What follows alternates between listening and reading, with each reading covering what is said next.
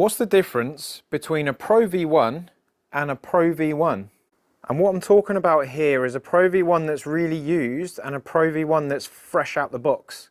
This one is quite worn out. You can see where the writing's gone away. It's not been used outdoors, it's only been used in the bay. So when people come along and practice and test and have lessons and everything, if I grab this really used Pro V1, am I losing any performance compared to a fresh one? And if I am losing performance, how much am I losing? What is it costing me? Is it speed off the ball? Is it spin off the face? Let's have a look.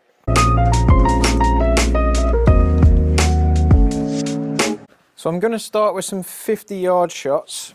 And I'm going to start with the used golf ball.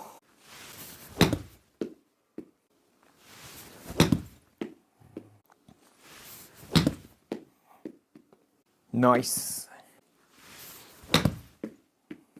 That was a little bit thin. So I'm throwing these in quite low and spinny on purpose,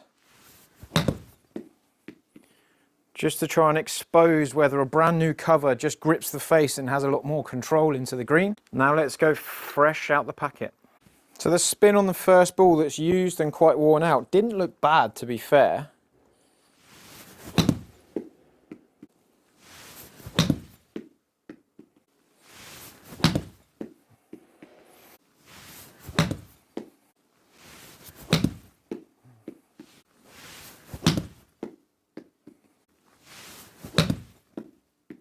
So that's a 60-degree wedge, Cleveland RTX 6 low bounce. I do have an 80-gram counterweight in the top of the shaft just to encourage the release of the club head, because I want the weight up here, allowing that to overtake so I can get that little Dan Grieve move mixed in there. Similar speed, similar launch, slightly faster on the new one. Does that get exposed even more when I go faster and longer in the shot?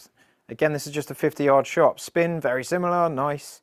Carry, very similar, slight variance, slightly more variance in the new ball, but I'd put that down to me. We're kind of in the same grouping. Fair amount of stop on the first one.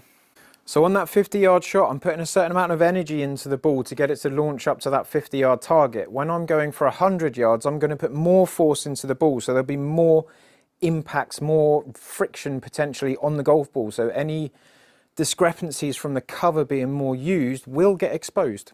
And it's also a chance for me to practice from 100 yards. 100 yards is feet touching, something like that.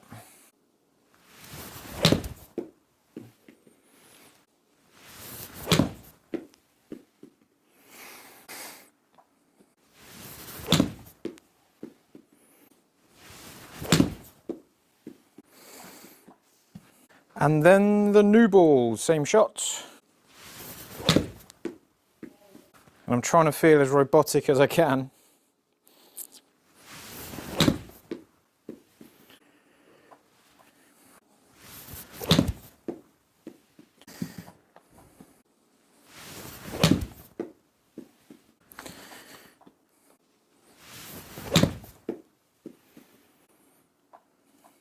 I just want to go 2 more used and then 2 more new.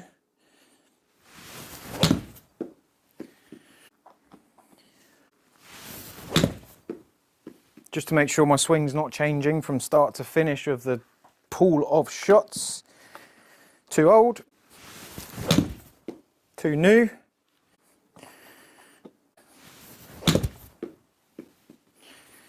So in the used ball, we're showing up like slightly faster, not too far different to be fair. The launch is lower with the new ball.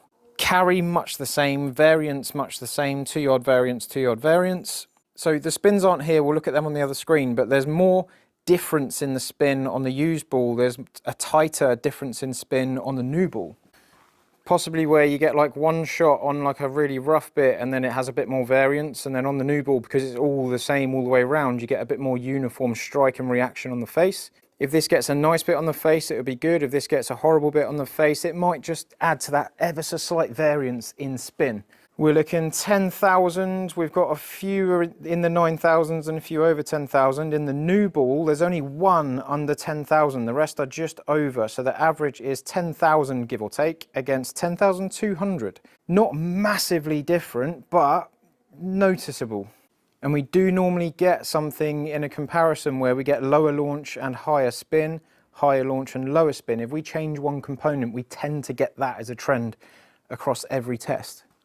Peak height is the highest point the ball reaches. We're looking at 70 yards of peak height on the used ball, 65 yards of peak height on the new ball, and a tighter tolerance again. These tolerances are same tolerance, same, actually slightly bigger deviation in side angle, that's me.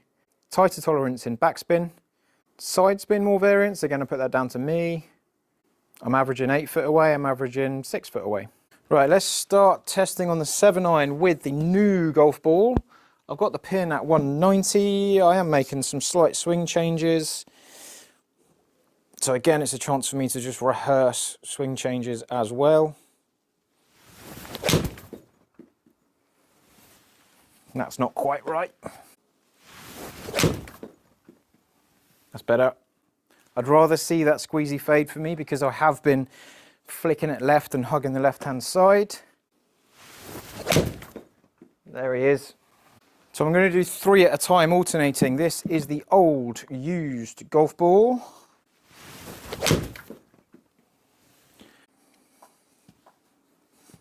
Does the speed change? Does the spin change?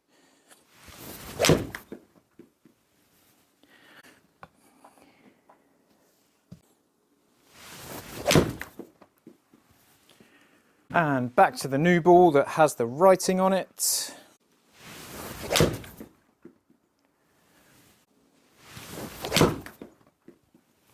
Side note, don't buy refurbished ProV1s. You're better off buying something like AD333 Strixons because the refurbished golf balls are awful. Have a look at My Golf Spy for stuff on that because they've done many extensive tests. Do not buy refurbished golf balls, or at least don't use them in competition, please. It's a bad idea. Swing's getting a bit faster, so let's go back to the used ball. Getting more tuned in.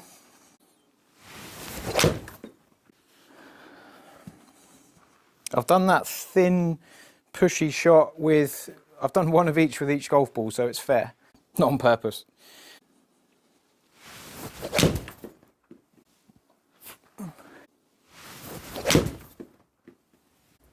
Okay, so 7-iron, 6 balls against 6 balls. We've got the used one in the red. It is a bigger dispersion ring. We've got the new ball slightly tighter.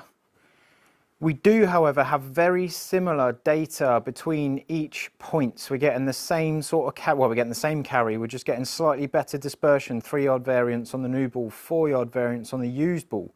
Again, that slight different spread, we're not too far apart. We're not going to hit one shot and go, oh, that's because it's a used ball. We're just going to get a grouping that potentially just deviates a bit more because the aerodynamics on the golf ball maybe just have just that slight defect. Some of the tour players use a fresh ball on every tee, or they might play 3 holes with a fresh ball and then get another one out on the 4th. These little things here could be why, because they don't want it to just be down to a slight scuff on the ball that just moves it that little bit more. Left to right, long and short. Again, the standard deviations, the variance in each one is just slightly worse with the used golf ball. But the averages are about the same. Let's do the same again. I'm going to do 3 shots with the used one, 3 shots with the new one, then alternate back.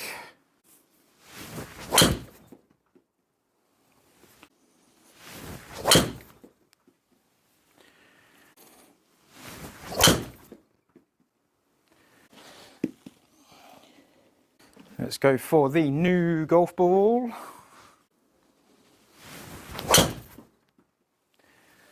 Didn't feel any different, but why would it?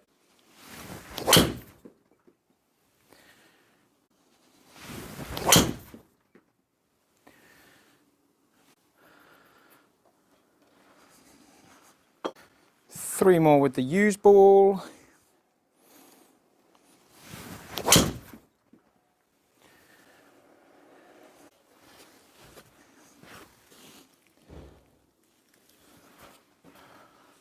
Straight to the pin.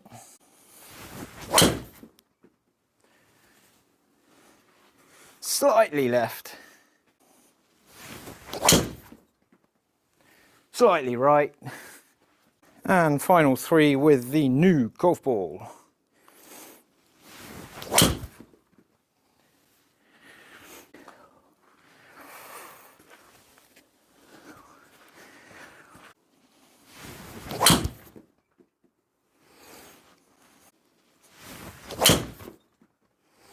Or I slowed down on that one.